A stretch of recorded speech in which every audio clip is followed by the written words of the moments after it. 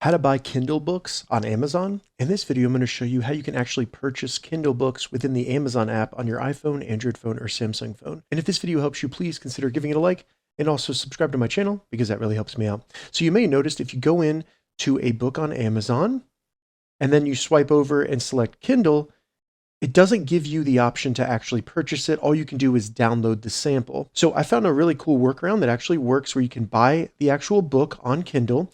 And all we need to do is first go to the book, select Kindle, and then share the book. And all you want to do is just copy the link, then just open up a browser on your phone and paste that link and navigate to that link that you copied. Now make sure you're logged in, but once you go to that link, go to Kindle, and then as you can see, I can now buy that book with one click, and I now have purchased that Kindle book on Amazon. If this video helped you, give it a thumbs up, and please consider subscribing to my channel.